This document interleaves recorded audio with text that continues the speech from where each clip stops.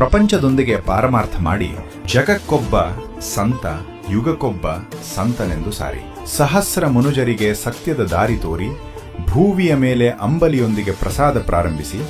ಇಂದು ಅಮೃತದ ಸವಿತುತ್ತನ್ನು ಉಣಬಡಿಯಿಸಿದ ಸಾಧುಕುಲ ಚಕ್ರವರ್ತಿ ಕಾವಿಯ ಕುಲ ತಿಲಕ 7 ಕೋಟಿ ತಪಸ್ಸನ್ನು ಗೈದು ಸುಡುಗಾಡವದ ಮುಗಳಖೋಡವನ್ನು ಸುಕ್ಷೇತ್ರವನ್ನಾಗಿ ಮಾಡಿದ ಸದ್ಗುರು ಶ್ರೀ ಯಲ್ಲಾಲಿಂಗ ಮಹಾಪ್ರಭುಗಳವರ 40ನೆಯ ಪುಣ್ಯ ಸ್ಮರಣೋತ್ಸವ ಕಾರ್ಯಕ್ರಮವು ದಿನಾಂಕ 3/1/2026 ರಿಂದ ದಿನಾಂಕ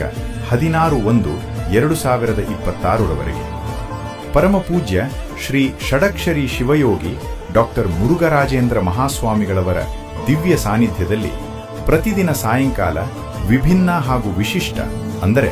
ಪುರಾಣ ಪ್ರವಚನ ಉಪನ್ಯಾಸ ವಿದ್ವಾನ್ ಪಂಡಿತರಿಂದ